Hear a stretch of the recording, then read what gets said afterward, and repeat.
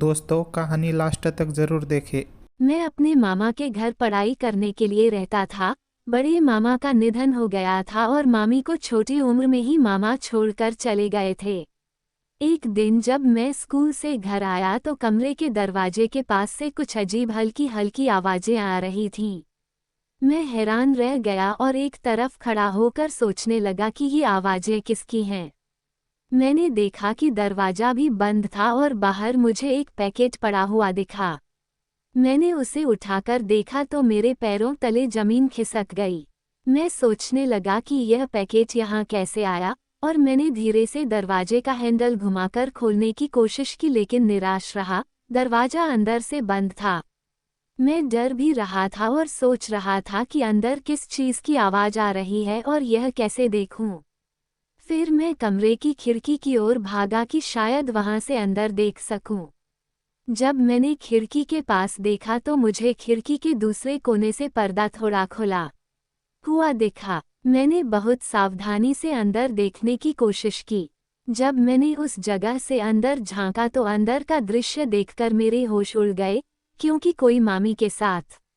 कुछ दिनों बाद मैंने मामी को रंगे हाथ पकड़कर मैंने भी एक दिन। दोस्तों, मेरा नाम विजय है और मैं एक छोटे से गांव में रहता हूँ। मेरे माता पिता खेती करते हैं। मैं अपने मामा के घर रहकर पढ़ता था।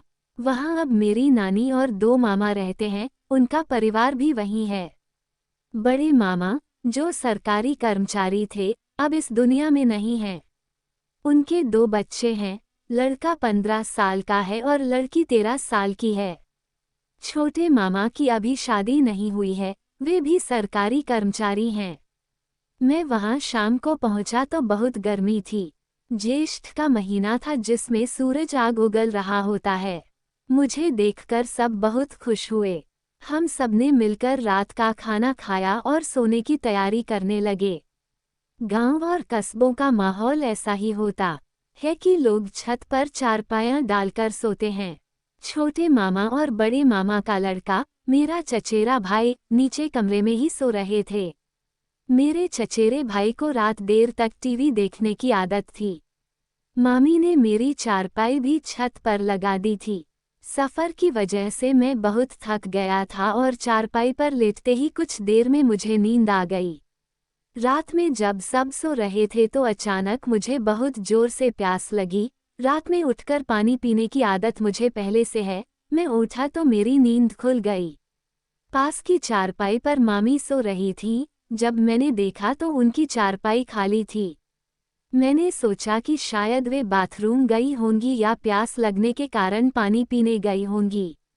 मैं चारपाई से उठा और छत पर बने एक छोटे कमरे की ओर चला जहां ठंडे पानी का घड़ा रखा हुआ था। जब मैं कमरे के दरवाजे के पास पहुंचा तो दरवाजा बंद था, लेकिन दरवाजे के नीचे से हल्की सी रोशनी की किरणें बाहर आ रही थीं। मुझे पहले आश्चर्य हुआ कि अगर मामी पानी पीने आई है तो दरवाजा बंद क्यों किया, और अगर वे अंदर नहीं है तो ये रोशनी किस चीज़ की है। मैंने दरवाजा हल्के से धकेलकर खोलने की कोशिश की लेकिन अंदर से कुंडी लगी हुई थी।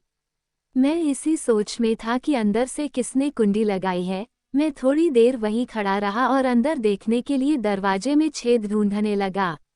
मुझे एक छेद दिखा। मैं वहां से झांक कर देख रहा था लेकिन अंधेरा होने के कारण मुझे कुछ स्पष्ट नहीं दिख रहा था, पर मुझे कुछ हलचल दिखाई दे रही थी। कुछ देर बाद मुझे दरवाजे की ओर किसी के आने की आवाज आई। मैंने जल्दी जल्दी इधर उधर देखा। मुझे कमरे के बाहरी हिस्से में सीढ़ियों के पास 2-3 फीट की खाली जगह मिली। मैं वहां छिपकर बैठ गया। कुछ मिनटों के बाद दरवाजा खुलने की हल्की आवाज आई और कोई बाहर आया। उसने इधर उधर देखा और सीधे सीढ़ियों की ओर आने लगा। मैंने गौर से देखा तो मुझे मामी दिखी। वे सीढ़ियों की ओर आ रही थीं। मैं सीढ़ियों के पास बैठकर यह सब देख रहा था लेकिन मुझे कोई देख नहीं सकता था क्योंकि मैं घने अंधेरे में था, लेकिन उधर हल्की रोशनी में मुझे सब कुछ साफ दिख रहा था। जब मामी सीढ़ियों के पास आने लगी तो मैं बहुत डर गया क्योंकि वे मेरे बहुत करीब आ गई थीं। तब मैंने देखा कि उन्होंने वहां से कुछ उठाया और फिर उस कमरे की ओर लौट गईं। उनके जाने के 2 मिनट बाद मैं दबे पांव वहां से निकला और कमरे की ओर गया। इस बार दरवाजा हल्का सा खुला था लेकिन अंदर से हल्की रोशनी आ रही थी। मैंने धीरे से दरवाजा थोड़ा धकेला और सिर्फ आधा अंदर झांका। अंदर थोड़ा अंधेरा था, फिर भी जो दृश्य मैंने देखा वह मेरे होश उड़ाने के लिए काफी था। अंदर मामी बाईं ओर एक चारपाई पर बैठी थीं और खुद से खेल रही थीं। ये दृश्य देखकर मैं सुध बुध खो बैठा और करीब 10 सेकंड बाद जब मैं कल्पना की दुनिया से वापस आया और आंखें खोली तो मेरे पैरों तले जमीन खिसक गई। जब मैंने आंखें खोली तो देखा कि मामी का चेहरा पीला पड़ गया था और उनकी नज़रें मेरे चेहरे पर थीं। मैं अभी भी डर और शर्मिंदगी के विचारों में था, तभी मामी की आवाज़ मेरे कानों तक पहुंची, विजय, तुम यहाँ क्या कर रहे हो? मैंने मामी की ओर देखे बिना जल्दी जल्दी सीढ़ियाँ उतरी और नीचे के कमरे में चला गया और अंदर से कुंडी लगाकर बैठ गया और डर व शर्म के साथ सोचने लगा कि अब आगे क्या होगा। मैं मामी का सामना कैसे करूँगा? अगर उन्होंने किसी को बता दिया तो? बड़े मामा की मार और छोटे मामा के बारे में सोचकर ही मैं डर रहा था। मेरे छोटे मामा सख्त स्वभाव के थे और मैंने बचपन में उनसे कई बार मार खाई थी। मैं वहां आधा घंटा बैठकर सोचता रहा और फिर हिम्मत करके उठा, हाथ मुंह धोया और हल्के कदमों से छत पर आया। पहले मामी की चारपाई देखी तो वे दूसरी तरफ मुंह करके सो रही थीं। मैं धीरे धीरे कदमों से बिना कोई आवाज किए अपनी चारपाई पर लेट गया और सुबह का इंतजार करते करते कब नींद लग गई पता ही नहीं चला। सुबह करीब 8 बजे मेरे मामा की लड़की मुझे उठाने आई, विजय भैया उठिए, मामा और मामी नीचे नाश्ते के लिए बुला रहे हैं। मैं हड़बड़ाकर उठा और सीधे बाथरूम में घुस गया। नहाकर नाश्ते के लिए सबके साथ बैठ गया। नानी और बच्चे भी नाश्ता कर रहे थे। छोटे मामा अखबार पढ़ रहे थे और साथ ही नाश्ता भी कर रहे थे। मामी किचन से सामान लाकर नाश्ता लगा रही थीं।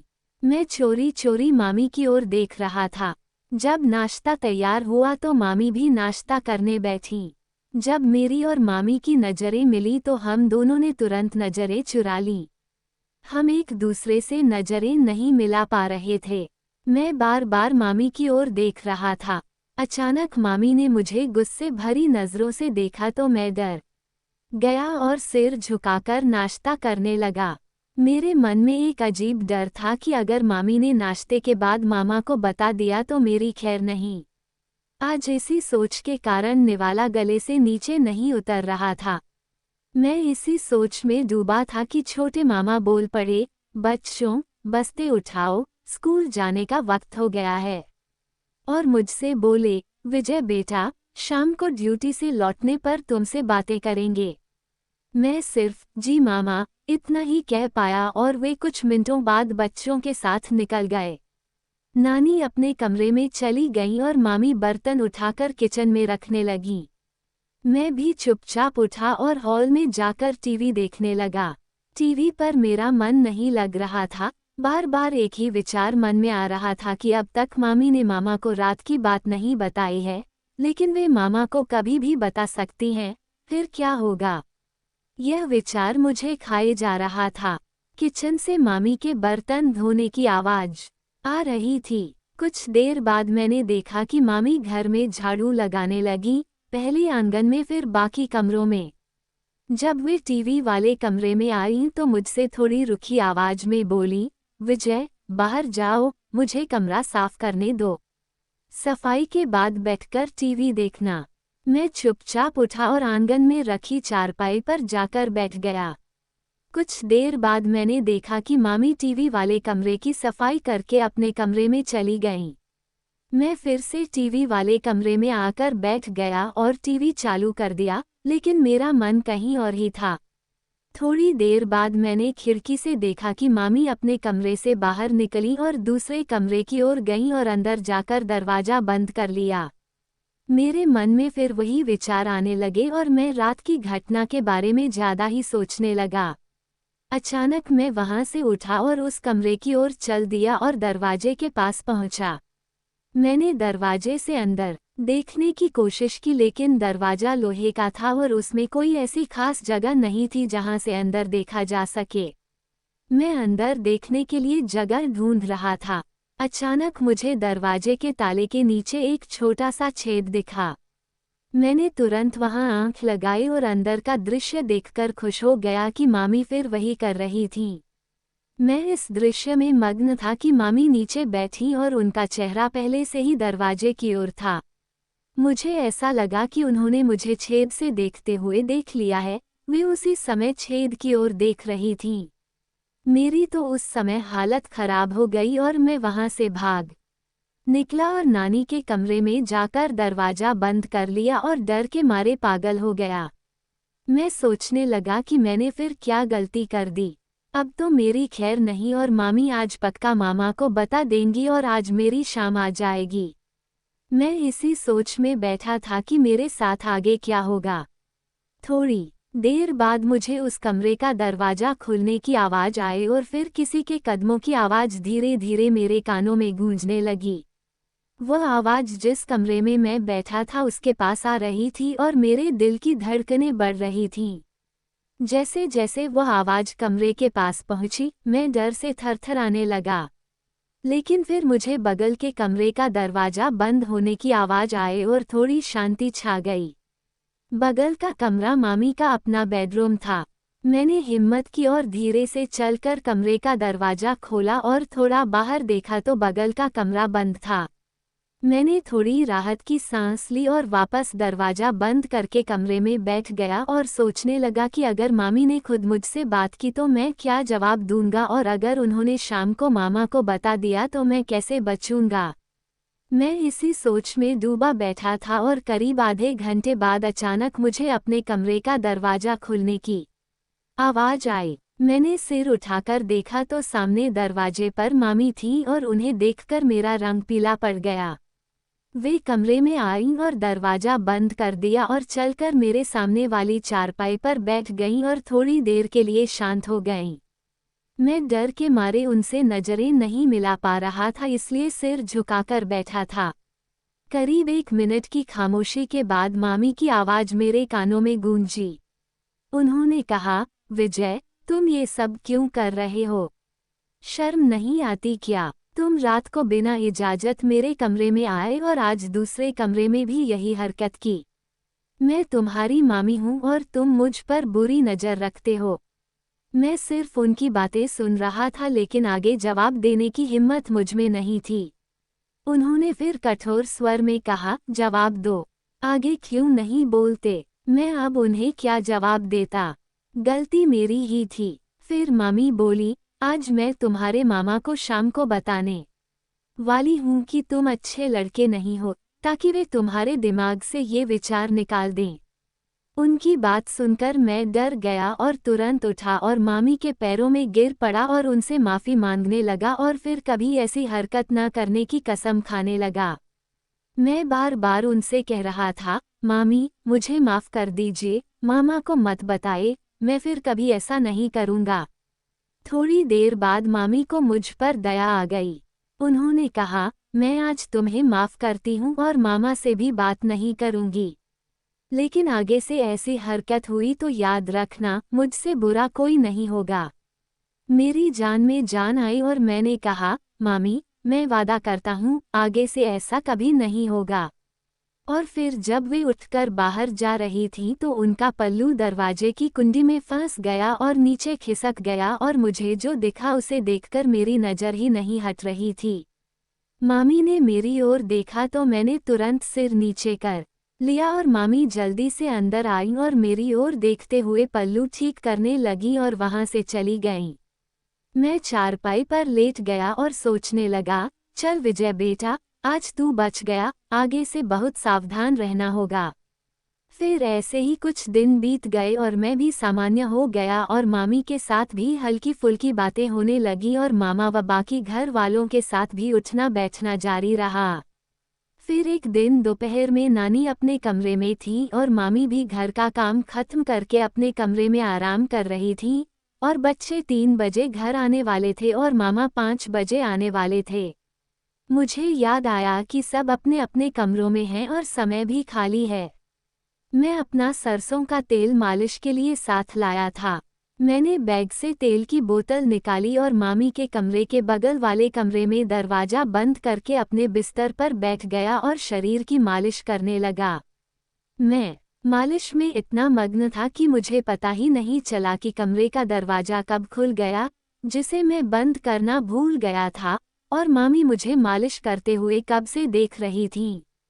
जैसे ही मामी की नज़र मेरी नज़र से मिली, वह अचानक दरवाजा बंद करके अपने कमरे में चली गईं। मुझे उनके कमरे का दरवाजा बंद होने की आवाज़ आई और मैं होश में आया।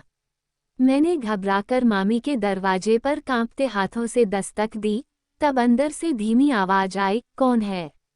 मैंने कहा, मामी, मैं हूँ। वह थोड़ी ऊंची आवाज़ में बोली, अब तुम जाओ। मुझे तुमसे अब कोई बात नहीं करनी। मैंने फिर उदास स्वर में कहा, मामी, बस एक बार मेरी बात सुन लीजिए। थोड़ी शांति के बाद आवाज़ आई, आओ। मैंने डरते हुए दरवाज़ा खोला और नज़रें नीचे झुकाकर अंदर गया। तब मामी ने कहा, दरवाज़ा बंद करो। मैंने दरवाज़ा बंद किया तो वह बोली, इधर आओ, बेड पर बैठो। मैं डरते हुए बेड के दूसरे कोने पर जाकर खड़ा हो गया। वह फिर बोली, बैठो। मैं चुपचाप बैठ गया। उन्होंने कहा, बोलो, क्या कहना चाहते हो?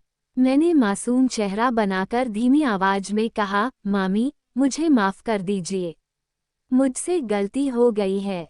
वह आगे बोली, विजय, मुझे समझ नहीं आता कि तुम्हारी दिक्कत क्या है। तुम जब से यहाँ आए हो, अजीब हरकतें कर रहे हो। बेटा, ये सब ठीक नहीं है। अगर तुम्हारे मामा को इसका पता चला तो तुम्हारी खैर नहीं। मैं चुपचाप बैठकर उनकी बातें सुन रहा था। वह फिर बोली, विजय, तुम ये सब क्यों करते हो? थोड़ा तो खुद का विचार करो। तुम अभी जो कुछ भी कर रहे थे, ये तुम्हारे लिए ठीक नहीं है। तुम समझते क्यों नहीं? मैंने बहुत हल्की आवाज में कहा, मैं क्या करूं? मामी तुरंत बोली, क्या कहा तुमने? मैं और डर गया। मामी बोली, बेटा, ये सब ठीक नहीं है। तुम समझते क्यों नहीं? उन्होंने कहा, ये सब छोड़ दो। मैंने कहा, मामी, मैं कोशिश करूंगा कि फिर कभी ऐसा नहीं होगा, पर अब किसी को बताना मत। उन्होंने कहा, ठीक है, अगर तुम दोबारा ऐसा नहीं करोगे तो मैं किसी से कुछ नहीं कहूंगी। मैंने कहा, शुक्रिया, मामी, और फिर उठकर बाहर चला गया और टीवी वाले कमरे में जाकर टीवी देखने लगा। उस दिन फिर कुछ विशेष नहीं हुआ। मामा के साथ रात में पढ़ाई को लेकर बातें हुई और मैं रात को सोने तक मामी से दूर रहा और दिन गुजर गया। अगले दिन मैं सुबह उठा और नाश्ता किया। सब अपने अपने काम में लग गए। मैं टीवी वाले कमरे में जाकर टीवी चलाकर बैठ गया। मैं टीवी देख ही रहा था कि करीब 10 बजे मामी अपना काम खत्म करके टीवी वाले कमरे में आईं। उन्होंने कहा, विजय बेटा, ये पैसे लो और बाजार से जाकर दोपहर के खाने के लिए सब्जी ले आओ। और मुझे पैसे देकर जाने लगी, तभी दरवाजे के पास पहुंचकर फिर बोली, घर की चाबी किचन के दरवाजे के पास कील पर लटकी है।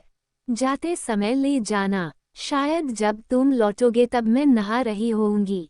तब तुम खुद बाहर से दरवाजा खोलकर अंदर आ जाना। मैंने कहा, जी, ठीक है, और वह अपने कमरे में चली गईं। मैं वहां से उठा, चाबी ली और बाहर निकल गया।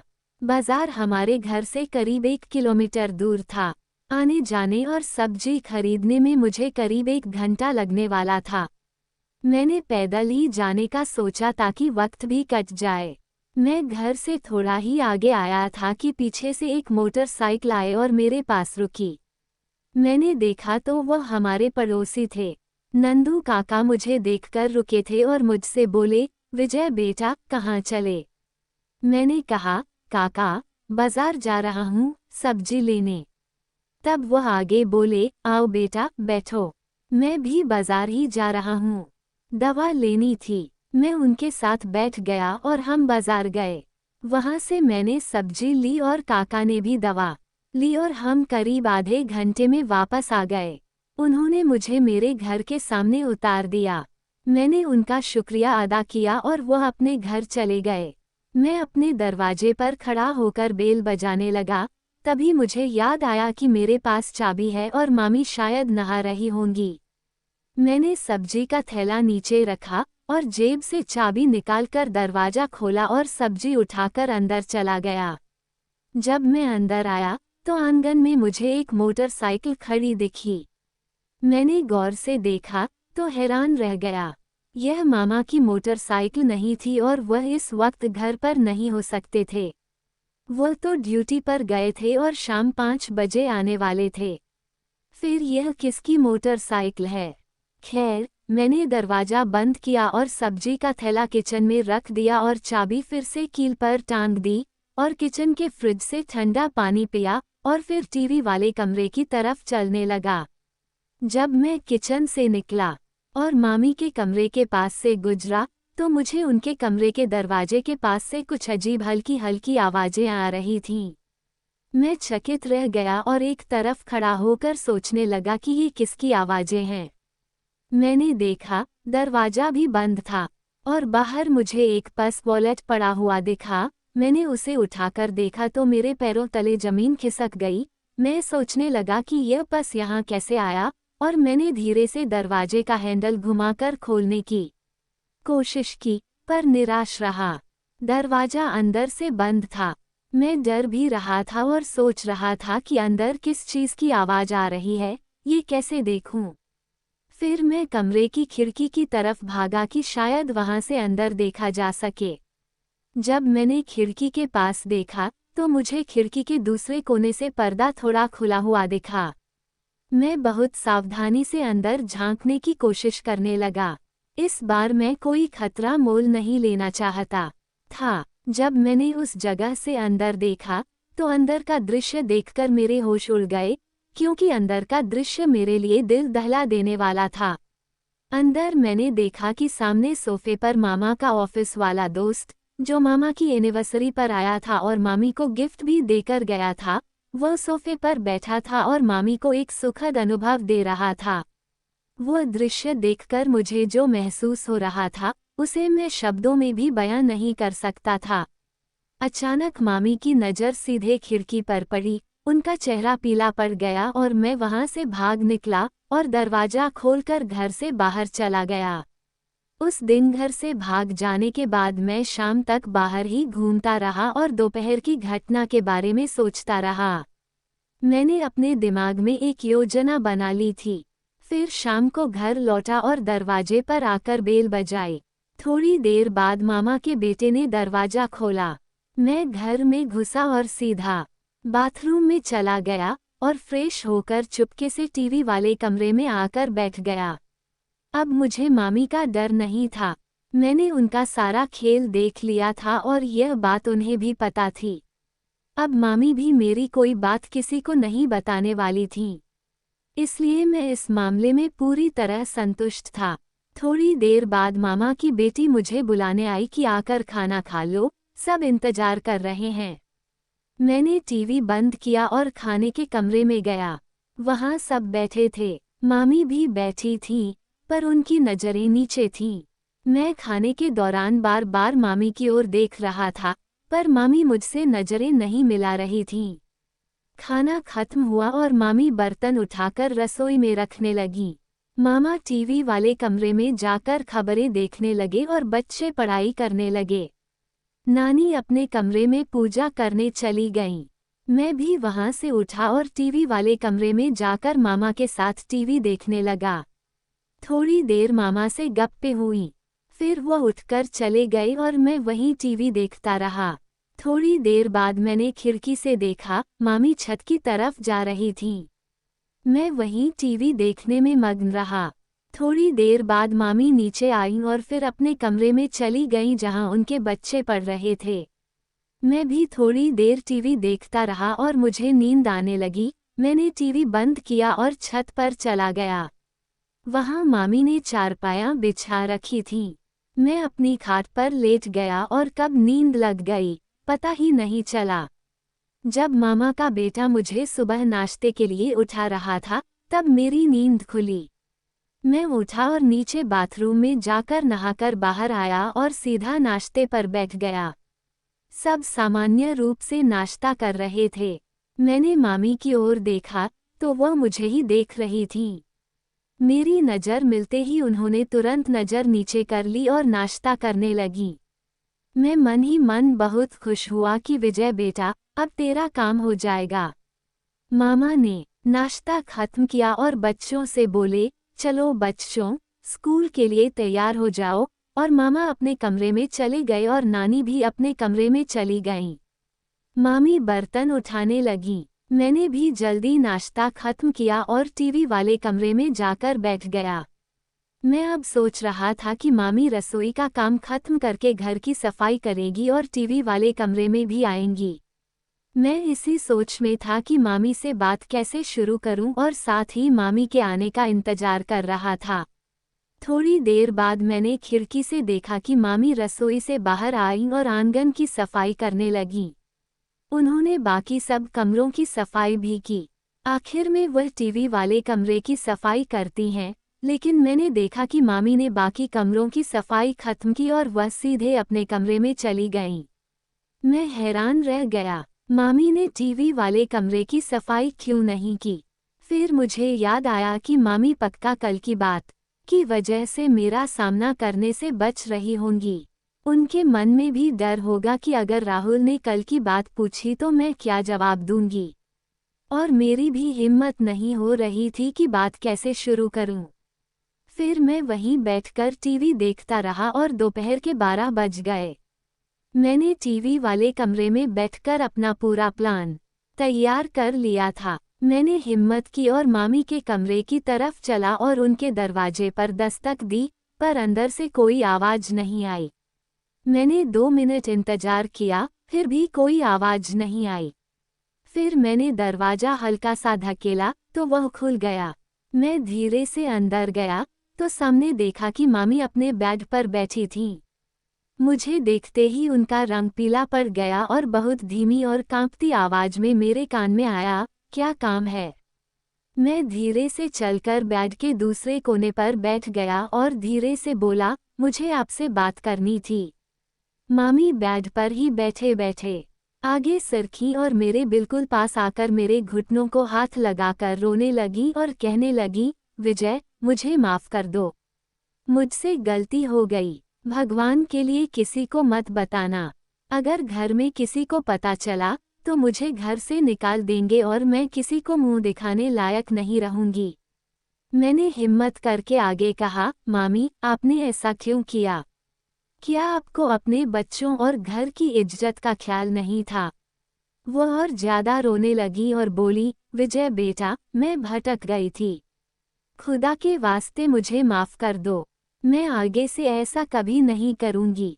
मैंने फिर कहा, मामी, अगर मेरी जगह मामा होते और आपको ये करते देख लेते तो आपका क्या होता? क्या आपने सोचा है? मामी ने फिर घुटने पकड़ लिए और कहा, विजय, अब तक उन्हें कुछ पता नहीं चला और उन्होंने देखा भी नहीं। भगवान के लिए मत बताना। मैं वादा करती हूँ, मैं तुम्हारी बातें राज रखूंगी और तुम मेरी रखना। तब मैंने मामी से कहा, ठीक है मामी, मैं किसी को नहीं बताऊंगा, पर उसके लिए आपको मेरा एक काम करना होगा।